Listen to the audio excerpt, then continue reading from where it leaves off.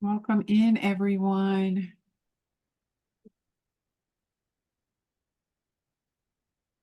We are excited that you are here. We see you coming in.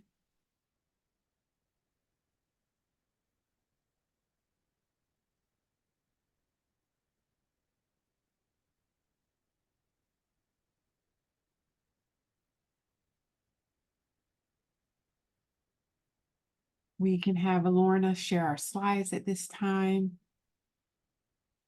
And we will get started as we start today with our retail rock stars. Are you there, Lorna? I am. Okay. Do you see the second slide about Florida's BDC? No, we don't see any slides. Oh, you're not? Okay. One moment.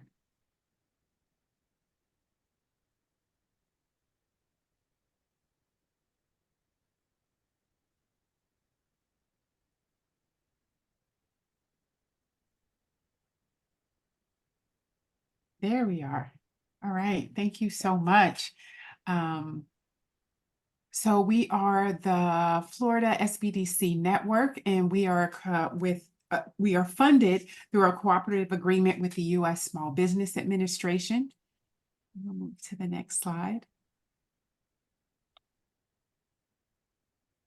You can move to the next slide. Lorna is actually helping me with the slide. So here you're able to see all of the different locations we have all across the state of Florida for the SBDC network. Next slide. We offer what is so great at no cost to you, one-to-one business consulting, whether it is around government contracting or marketing strategies, access to capital, startup assistance. We are here if you need market research.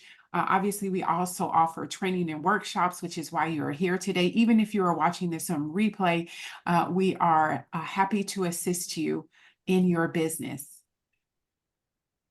So this is how you can connect with us. I think start now, screenshot this slide, whether it is on social media, giving us a phone call tomorrow when we're back in the office, or online. You can look at our website. We are happy to be partnering with you in your business. So my name is Roslyn. There will be two of us presenting today to all of you retail rock stars. My name is Roslyn, and I am a consultant, and I really focus on strategies to help you keep profit in your business. And we're going to talk about that today. I spent 25 years, part one of my career in corporate America, working for many power brands across the globe, Michael Kors, Armani. And so I love that I get to bring that expertise to you as you are able to use it within your businesses.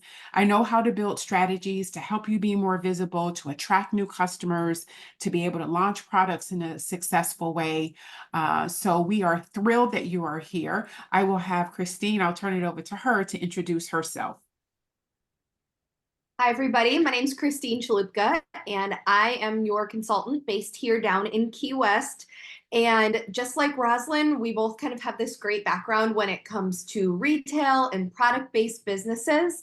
For about the past 10 years, I've owned 2 boutiques of my own up in Central Florida. And before that, I worked in the wholesale side of retail, getting products from the manufacturers into retailers across all of Central Florida. And kind of through that, I've really been able to work with all types of businesses. And I absolutely love retail, product-based businesses, the whole process from creation to getting it into the end consumer's hands. So tonight, I'm so excited to be here with Roslyn, and we're just going to go through kind of all the details of that, all that back office, the little things that you might not really think about that actually make a big difference in your business when you put them into place for that day-to-day. And if you guys have questions as we go along, please go ahead and put those in the Q&A. And then that way we will answer them at the end of the call. Yes. So we want this to be definitely interactive. So we will be asking questions and we want you to put the answers into the chat. So the first question, Retail Rockstars, is, have you ever asked yourself, am I charging the right price? I think as a consultant, I can see some of my clients are on this webinar that this is often a question that business owners are asking themselves. Am I charging the right price? So if we advance to the next screen, we're going to really talk about this. Pricing is so important. It is a balancing act. It is not a one-time thing that you do within your business, whether you are selling food or apparel or any other type of product. It is so important that you price your products in a way that's going to drive revenue into your business. So I wanted to kick off starting to talk about one of the most popular ways of pricing, especially for those of you who have products. So it's called cost plus pricing. And what does that mean?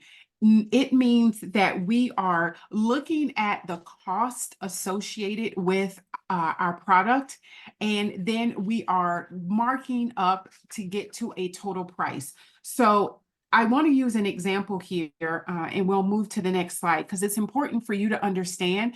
It's important to understand all of the different costs that are associated with your product. So obviously you have the raw ingredients of this lemonade, right? It looks so refreshing. This is a little bit on the slushy side. It's hot outside. So of course there's the cost of the lemons, the sugar, and even the packaging of what you're going to put it in. So the cup that you're putting it in. But those are the easy costs to think about, the raw ingredients. But it's also important for you to think about the variable cost. And what do I mean by that? The labor, the time that you're spending to make this lemonade. It is important that all of those costs for you to produce and sell, that you factor into the cost of your product. So even the gas and tolls to deliver it, or if you're going to a pop-up event, you want to make sure that you are adding that into your overall cost. Even the marketing of this, if you've been on social media and you've done, paid ads, normally in products, it's about a 50% markup. And what do I mean by that? Normally you'll look at whatever the total costs are. So let's say in this example with this lemonade, it's cost me $2 to make this lemonade. I'm going to do a 50% markup, or kind of 2 times what the price of it is. And it is going to be a total price of $4. Now, depending on the industry that you are in, you can have a higher or even a lower markup. If you were selling, let's say, something as a smartwatch, it might be only a 35% markup. But if you're selling something like fragrance, or you're selling sunglasses, it could be, 3 times what it actually costs you. That is your total price. So cost-based pricing does not take into account your demand. So let's say I'm selling this lemonade at the Dolphin Stadium, and it is 100 degrees outside, and I'm selling it for $4. It doesn't consider the demand on that day. People are going to be thirsty. They need something refreshing. So I can charge upwards of $8 for this same cup of lemonade. So that's why sometimes cost plus pricing, although it's very popular, it's not always the best. It has pros and cons to it. But this is why it is important for you to talk with a consultant so that you're able to look at all of the different pricing strategies that are out there. So why am I talking about pricing? We'll move to the next slide. It's because there are 3 main pillars for you to keep profit in your business. Remember, I am all about you keeping profit in your business. The first one is revenue. Price has a direct impact on revenue. The second is profit, and we're going to talk about that. And then also cash flow. Today, because of our time, I'm going to focus on revenue and profit, and we'll move to the next slide. But I wanted it to be a very clear understanding for my retail rock stars, So here we have this example of a bag of money. So depending on if we have chosen an effective pricing strategy, that first bag, we all start as we're selling and we're having transactions and we're taking money from clients or they're paying online. We start with a big bag of money, right? We all want that bag of money to grow. And how do we get that bag of money to grow? Well, there are two ways. The next slide will show that we focus on the leads that are coming into our business. And you might be asking, how do people find out about us? Well, it starts with leads. It starts with you making people aware of your company. That's where your marketing strategy comes in. People who are made aware of your company and they come into your store or they come on your website, that's what we call a lead. But we don't want to stop there. On this next slide, you'll see we also want to focus on, for us to drive revenue, to get more money in our bag, we want to focus on our conversion rate. So we don't want them just coming on our website, right? Retail Rockstars. We don't want them just walking in the door. We actually want them buying something. But how do we do that? So conversion rate looks at, it's the percent of leads that actually become paying customers. So I have an example here. Let's say we have 10 people who walk through the door and 3 of them actually make a purchase. That is going to give us a 30% conversion rate. So you can see the higher the conversion rate, the more money that we have in our total revenue bag. On the next slide, another thing that is important, not just your leads, not just your conversion, but once they become a customer, I want to keep them as a customer. And I know Christine's going to, talk a little bit about this, but we want to retain our customers. So we look at our retention rate. So what is that? That's the percent of customers that purchase again over a given time frame. So let's say if we're looking at our retention rate for 3 months or 6 months or a year, whatever the time frame is, and we can know that the higher the retention rate, the higher we're able to keep those customers. That means that we are selling something of value. But if that number drops to be a little bit low, that means that we're churning our customers. It's like having a bag and someone cut the bottom of it and our customers are going away. So I want you to think about, if you have, let's say, 500 customers and you have a 20% retention rate, that means 100 of those customers are loyal to your brand. They're coming back. They're making another purchase. Maybe they bought your swimwear, and because I see Sonia's on the call, maybe they brought your swimwear and they came back again, and now they're buying it for their child or for their husband. So there are procedures that you can put in place to make sure that you are retaining those customers. Maybe you're giving them a little percentage off for their birthday, or rewards or loyalty programs, all different types of things. So that is revenue. So if we go to the next slide, we'll be able to see, all right, here's our bag of money. So we've talked about ways to make that bag of money grow. But wait a minute, we got to start paying bills, right? That bag of money gets a little bit smaller because now it's time for us to pay a little bills. And so you might be asking, well, what bills are we paying? It's called cost of goods sold. And on the next slide, you'll be able to see cost of goods sold is, what does it cost you to be able to make that sales transaction? So here, if I'm selling a t-shirt, the raw materials that I use to purchase that t-shirt or that material is a part of my cost of goods sold. The shipping cost to get it into the US or to get it from my supplier into, for many of us, our home or our warehouse, that's a part of your cost of goods sold. If there is needing a cost to then print on that material, that's a cost of goods sold. So in this example, let's say that this shirt, I am retailing it for $20, right? So I've taken that $20, but you know what? It cost me $8 with all of the raw materials, the shipping cost. And so my gross profit is $12. It's my revenue minus the cost of goods sold. that's going to be my gross profit. Now, cost of goods sold is not the cost of your administrative virtual assistant, right? That's not the cost of goods sold. That's an operating expense. So again, talk with one of your consultants to be able to understand what are my cost of goods sold.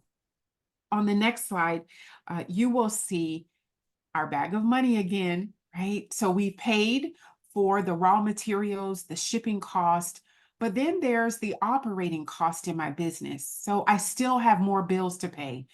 That $20, yes, it was minus the $8, but there's still more bills that I have to pay. These are my operating expenses. And when we think about our operating expenses, this would be things like our payroll, not the labor that's associated with making the product, but other things like if I have a social media manager, I'm paying her, or if or him or her, or if there is paid ads that I'm doing on Google, my rent, my insurance, my licenses, my office supplies, all of those operating expenses, or a portion of them, factor into bills that need to be paid.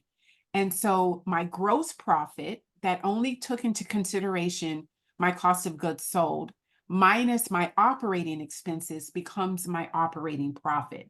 So remember from that example, I had $12. It started at 20, at $12 after my cost of goods sold. Now it's another $7 for my operating expenses. So my operating profit is $5. Oh, next slide. My little bag, Christine, it's getting smaller. Oh my gosh, it's getting smaller. But this is We don't what want is, the little bag. I want the big bag. I want the big bag, I know. But the reality is we have to take into account our expenses. And so we might think like, okay, that's it, the cost of goods sold, but you know what? You got to pay your taxes. So truly that $20 now, which became 7, and then it became 5, we now have to take out our taxes, right? You collected taxes, you got to pay that to the Florida Department of Revenue, but then you also have to pay your taxes in regards to the federal government. So there's no getting around that. It is a part of doing business. So when you look at that operating profit, remember it was $5. I started at 20, but now I'm at 5. And then I take out my taxes. That's $2. It leaves me with $3. That is the money that I get to keep for myself. Now, that's not the money that I use to pay myself. Me paying myself was back in my operating expenses, as well as if you're making the product yourself, your cost of goods sold. That is you paying yourself. So this is money truly that you get to maybe pay yourself a bonus, go on a vacation, invest back in the business. But when we look at what is our total net profit, it's $3, which is about 15%. And I will tell you, on average, that is an industry standard in regards to net profit. Anywhere from like 10 to 15% is average. If you get above that, oh, well done. You've probably been working with an SBDC consultant. But what we're going to do now is we're going to turn it over to Christine to really talk about how do we get things flowing in our business to be able to get more money from the beginning, to get that big bag of money larger so that we have more profit. Christine? Yeah. So as you guys can see now, we start with that big bag and we end up with a little bag, and there's a lot that happens in between. So what I feel like really plays into that is kind of essentially your inventory and running that back office of your business. So really we want to maximize and take advantage of every dollar that's coming in through our front door, whether we have a brick and mortar business, or if you have a product-based business, an online business, whatever it may be, we want to maximize every one of those dollars that's coming to us. And really what comes down to this is organization and awareness. You're going to hear me talk about that a lot, and it's really going to be kind of a central theme in my part of the presentation tonight, because being aware and knowing about every little detail of your business is really going to show through in that net profit at the end, in how much money is in your pocket. And I tell a lot of my clients, pretty much all of you guys, for those of you that are on the call, you've heard this before. You want to do everything in your business before you delegate it out, so that you are getting that one-on-one experience. You know what is going on before you're asking for help, before you're delegating out, before you're hiring somebody to take over that job. You want that firsthand experience first. And when it comes to really maximizing all of those dollars that we have coming in, the first main thing is maintaining an organized back office. So when I say back office, I don't mean your physical office, though organization is great. I mean that back office of your point of sale program, your Shopify, your Lightspeed, your online, whatever platform you guys are using for your sales, that's that back office. We want to be running regular sales reports and analyzing those. We want to hone in on that flow of inventory. This is a huge one, whether you're brick and mortar, online, or a product-based business, inventory is huge. So having that really honed in, dialed in, running smoothly. And of course, being in tune with your inventory on hand, those kind of tie in together. So we're going to go ahead and dive into all 4 of these. So moving forward, we're going to talk about back office organization. And this is the biggest one, because we want to have really nice detailed categories and product attributes when you are setting up your products in that back office. So let's use Shopify or Lightspeed, for example. So I see this a lot, and it's a mistake that a lot of businesses make early on, but it's something that we can fix and adjust. And once you make this simple change, you're going to see in your business, when it comes to running reports and just your daily operations, things are going to become so much easier. So when you guys are setting up new products in your back office, in that point of sale, what I don't like to see is this simple example here, where it would be Life is Good t-shirt. It's easy, you just put that in there. Maybe you got 400 of them in, and every time you sell one, it ticks one off of the Life is Good t-shirts. But this is too simple. It's not descriptive. You sell one of those, you don't know which one you sold, because you have 10 different designs back there. So when I like to enter a new product, I always do this at the bottom. So I'll break it down for you step by step. So I would put a code at the beginning, 6524, which is going to be your date code. Personally, I like to do it for the date that it hit the store floor, the date. You could do it for the date that it came in your inventory, kind of however you like to run your organization.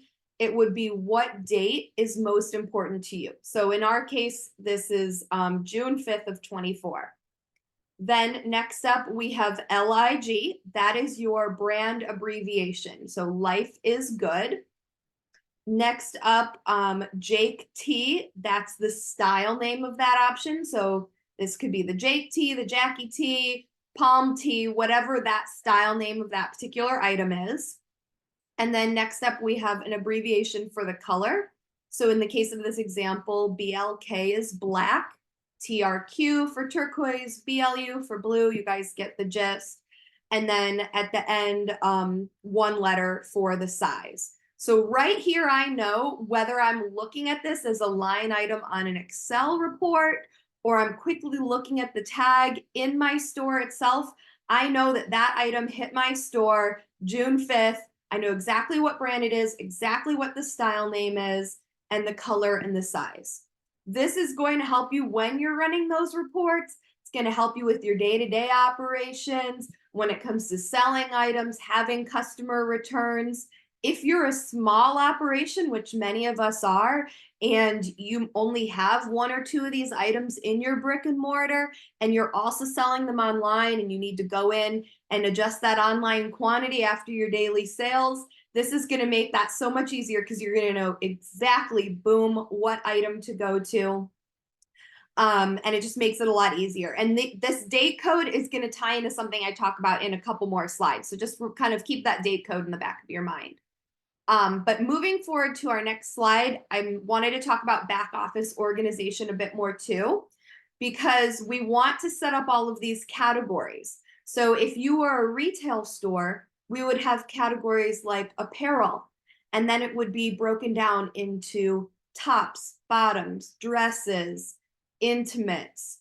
Then you would have accessories, which would be broken down into necklaces, bracelets, earrings, handbags. The more detailed you can be, the better, because that's going to lead into the future when we're running these reports and looking at our back office and looking at our inventory. It really helps you to have this very clear digital picture of what is physically in your store or in your warehouse for your products that you sell. We want to go and look at that back office daily. Like, your computer is now your best friend. And really, personally, I know I had to train myself to kind of fall in love with the numbers and fall in love with the computer, because I'm a creative person. We're all creatives. We like designing the product. We like merchandising the product. We like selling it to our customers and thinking about parties and events that we're going to have. No one, like, it's a very small set of people that likes to actually sit down and look at numbers or play in their back office or play on their website. I think that's the number one area where we all struggle. Wouldn't you say, Roslyn? Like, just all that technology part, it's not fun unless that's like totally up your alley. So you have to kind of trick your brain, or at least that's what I did. I kind of tricked myself because I want that net profit, that end bag, to be as big as it can. And knowing your numbers and being in tune with every little fine point of your business is really what allows that end bag, that net profit bag, to be as big as it can. So you kind of have to like trick yourself to like play these little games like, yes, I like this because it does affect that money, and we all love money. That's for sure. So we want to be in that back office daily, looking at it, making sure our quantities are right. We don't want any typos, and just kind of becoming one with our inventory. That also being said, we want to enter all of our orders as they arrive and keeping everything up to date. So did your vendor pricing change? We're checking this every time. Did the items that were on the packing list actually arrive in the box in good condition? We don't want to be short shipped, or maybe an order came in from something you manufacture and half of it is stained and needs to go back. Well, if you already entered that in your inventory, we need to make sure to pull it out so that everything is tight and right and organized. So I like to enter all of my line items one by one. But what I found is really easy is that you can start to utilize spreadsheets in Excel to do a bulk upload of all of your products. So say you got in a new order, we can actually go into Excel and just go line by line, write down the list, entering everything in, and then just do one big upload into your back office so that it's more time efficient. You're not just going item by item by item. You're putting it right into one file and uploading it. I also like to ask, this is more so if you have an online business or a brick and mortar, we want to ask our vendors for barcodes and Excel files ahead of time. So if you go to market, every time you place an order, 9 times out of 10, your vendors can actually print you off the barcodes that are coming on that product right then. And you can take your little scanner when you're in your office and just scan right down the list, or even copy and paste it. If they send it to you in an Excel file, you can copy and paste it right into your report that you're going to bulk upload in there. So this is all about streamlining, and Roslyn and I can both like deep dive with any of you on this when it comes to streamlining your back office practices. There's nothing that's holding you back from being very organized, except maybe a phone call with us. So we're here, we're your retail gurus, and we want to make this easy for you and as fun as it can be. Also, just kind of tying back to Roslyn's note about pricing and that organization, I made a note here that we want to make sure that we're maintaining consistent markups on our products. I like to keep a little cheat sheet right nearby, tape it to my computer screen about who has what markup on what brand, or if you are a product-based business, making sure, like, are all my bikini tops the same? Are all of my dresses the same? Are my men's polos the same? So that you have that consistency there which is going to in turn help your retailers that are selling your products. It's all about that consistency, the organization, being aware of what's going on and having everything nice and tight and clean. And of course, what kind of comes along with that organization is, and I hate to say it because it's like the bane of my existence, but I got to do it, an annual inventory of your stores or your warehouses product. So you might close for a day or two at the end of the year, and you are going to run a big report and go through and physically count with your staff every single item you have and compare that against what's in the computer so that you have a very clear idea on if there was any loss, and you want to make sure that you're starting that next year with a very accurate inventory. So going forward, that's kind of our back office in a nutshell. I think I've talked about that enough. Going forward is all about running our sales reports. So once we get everything set up, we've now used our Excel files, we did a big bulk upload, we have our new organizational system with our date code at the beginning. Now that's going to make being able to run your sales reports so much easier. And at minimum, I would be running a sales report every month. Personally, I like to do it even weekly, daily for specific brands. If I knew that I had a sales rep coming to visit my store, I would run a quick sales report for that brand so I can see what are my top performers, what's doing the best, what am I out of that is a top seller for me, because keeping the most money in that end bag is all about having the right inventory at the right time for your sales volume. If your one of your best sellers is sunglasses, and we didn't plan ahead and have enough sunglasses, then you're losing money out of that bag right there, because we want to have enough to flow and turn and burn as your customers are coming in for these products. And additionally, if you have too many, maybe you think sunglasses are your best seller, but they might not actually be. And you're before you know it, you find yourself way overstocked in sunglasses, and you have more money sitting there that could be in one of your better sellers that you'll turn 5 times before you sell a pair of sunglasses.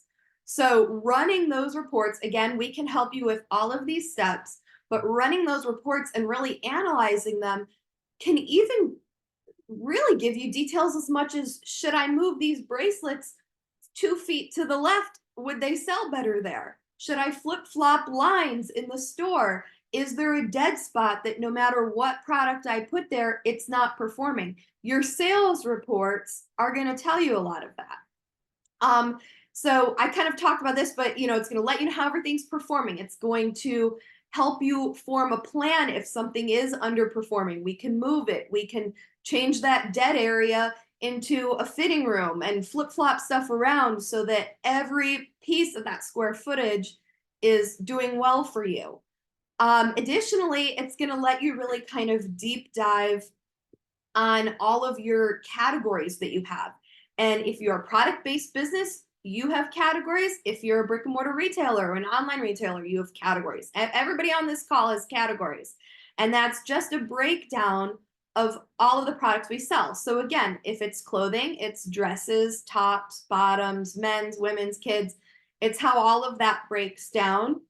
Or even if you sell tech-based products, is it the cords? Is it the machines? Is it the computers? Is it the monitors? There's all these categories. And when we're running our reports regularly, we can very, very clearly see exactly what's doing well and exactly what's not. And that's really going to help you for planning your future season purchases, because again, we want to make sure that that inventory is flowing, that we have the right product at the right time for our customer base, because we want to get as many sales as we can to make that first bag as big as it can be, so that then our end bag that we actually end up with is as big as it can be. So planning for the future based on sales reports of the past and the present is really, really important. We're all about planning here. And it's really just going to give you this big picture of your business. If maybe you're a jewelry store and you just do jewelry and accessories, whether you're brick and mortar or online, and you start adding these new categories, maybe you'll see that those are going to start outperforming. So then we get away from our lower categories and we improve our categories that are actually growing and doing the best for us. And these reports are also going to show you your profit margin, like Roslyn was telling us about. So we've done, kind of that secret formula. We want to have the products that everybody wants, but then at the same time, the products that have the highest margin. So a basic t-shirt that you could mark up 5 to 8 times, by the time you subtract off all of your expenses and end up with that net, that's a great item. So we want to kind of make sure that those higher margin items are also our best sellers, because that's just going to keep money flowing in and keeping it up higher.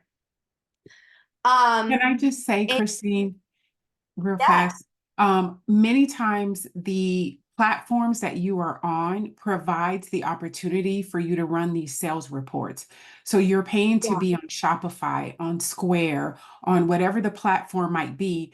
They have where you can run these sales reports. So why not leverage it? Yeah. Yes, exactly. So it's all there. Yes. And you might just not know that it's there. And that's where we're here for you. And we can deep dive into all of that. And it's a huge asset. The reporting is probably one of the biggest things, because it just lets you know what's going on. If you bring in a new product line into your store, being able to run those reports every quarter, every month, you can see really truly how it's doing, not just going off of instinct or what your clients are saying, or what, if somebody's buying a product that you're manufacturing, they might say, this isn't great. And you feel like you're not selling much of it, but then you run the report, you're like, oh my God, it's one of my top 3 items. Can't get rid of that. I need more. Let's add more colors next season. And finally, I'm really big into loss prevention. So I also like running the reports and kind of doing that annual inventory, just so you can spot check for that loss or that theft. You can kind of quickly see like, oh, I'm supposed to have 20 pairs of these earrings and there's definitely not 20 here. Then you can kind of do a little investigation and see what's going on. So moving forward, I also want to talk to you guys about the flow of inventory. And this is another kind of just thing that we want to manage and kind of keep an eye on and be always planning ahead for, and running these reports with your now detailed product entries. This stuff all ties together. Having it all organized allows you to just kind of to flow and to really work on your business instead of feeling like you're always trying to catch up and get a grip on what's going on. So now that we have all of our detailed product entries and we're running our reports, and you've met with Roslyn and I, and we've talked about it all, and your margins are up and we're getting customers through the door, now we need to make sure that our inventory is right and ready for what we need. So we want to keep our orders organized. Personally, I use what I call the binder method. And having brick and mortar stores myself, I was always placing a lot of orders. I went to almost every trade show you could think of, always liked to go and see what was new, place orders, get what I needed for next season. And early on, I learned that I can't just come back with a folder with everything in it. It would be a mess. I'd spend 2 or 3 days just trying to sort back through what happened and get it under control. So I kind of developed this binder method that really made life a lot easier. So I would take a 1-inch binder, and you're going to put dividers in there for every single month. And with a big divider kind of splitting you off between spring, summer, and fall, winter. And put plastic sheets in under each month. And then as you place orders, and this can work for brick and mortar, online, or product-based. So if you're placing an order directly with your manufacturer, or placing an order with one of your vendors to be shipped to your store, when you place that order, we're immediately printing that off, putting it in the plastic sleeve, filing it under the month that it's due to arrive to your store or warehouse. So that then that way, when you are planning all these future seasons out, you have it all under control and you can have this great visual. I'm very tactile. I like paper calendars, folders, organization that I can actually touch and look at and spread out. So just being able to have this binder that you can flip open and flip right to August and see which orders you have coming in August, what you have coming in September. It helps you to really plan that flow and make sure you have the right thing at the right time. Coming along with that is, of course, planning in advance. We want to be able to pre-order for upcoming seasons. So if you're a brick and mortar or online retailer, no one's going to charge you until these orders ship. So you might be thinking, oh, spring didn't go great. I don't really have much money right now, or the summer gets slow. How am I going to get this fall merchandise? Well, they're not charging you until the order ships. So you have time to kind of catch up and get ready. And then when it ships in September, October, November, that's when they're actually charging you for that product. And then same way, if you are that product, you are the vendor, we also want to pre-order for our upcoming season. So then you can also do a pre-sell to all of your clients so that you know exactly how much to order, because all of your clients, your retailers, pre-ordered it from you. So this is all about planning and thinking ahead. With that retail brain, we always want to be 6 months to a year in the future. As far as I'm concerned, it's January right now. We've done Christmas, we've done holiday. That needs to be planned, buckled up, ready. Right now, we're already thinking into spring. Yep. So always thinking in the future while living in the present is a balance that we as retail folks have to play. Wouldn't you agree, Roslyn? It's like that kind of game of like going. Yeah, I'm January 2025 already. That's where my head is. Absolutely. Yes, yes. And really in line with this flow of inventory, we want to be in tune with what our store needs, with what our warehouse needs, and what our customer needs. So with that kind of planning ahead and thinking into the future and always almost like living in the future mentally, we want to think about what holidays are coming up, what seasons are coming up. Is there a big promo time? Right now we've got 4th of July coming up, back to school, Father's Day. These are all things that we want to have all of that organized, whether it be for sure our inventory, our staffing levels, our marketing plans. We're planning all of this now way ahead of time so you don't get caught with your pants down when it's like, oh my gosh, it's back to school and I didn't order any of 1, 2, 3 that are my top sellers for back to school. Oh no. And it's all planned out ahead of time, which makes your life easier, but is also going to ensure that you have what you need in your business to maximize your total sales, which then leaves you with that highest net profit because we didn't leave any money on the table. And we then do have a question. I want to, because this was when you were talking about distinguishing and the categorizing. So I'm just going to ask this quick question. It is from Paul. Hi, Paul, Retail Rockstar. How important is it to distinguish between gray goods and finished goods? So like he's talking more so about his I can't think of the term. His finished product versus the sample versus his items. Like, so he's clothing. So he dyes his clothing. So it's your dye and your blend and your whatever's the components. The improving raw goods. That's what he put. Yes. Paul. Yes. I like to have it all as dialed in as I can, because in Paul's case, ordering that dye, ordering those t-shirt blanks, whatever it may be, or if you're in tech, ordering in your boxes, your bags that the product's going to go into, all those components, we also don't want to get over inventoried there.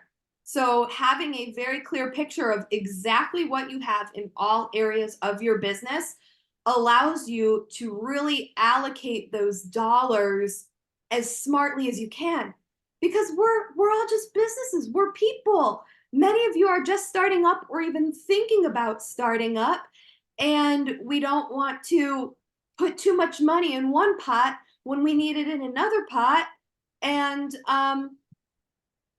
potentially kind of get stopped up because we have too much sitting there in our die and our t-shirt blanks, and now we don't have enough money to put into somewhere else that's going to also propel the business forward. So really kind of dialing it in and having everything just where it needs to be is very important.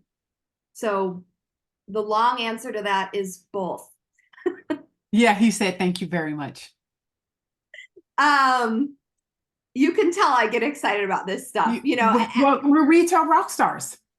right, and so are all of you. And it's like, Yes. this is where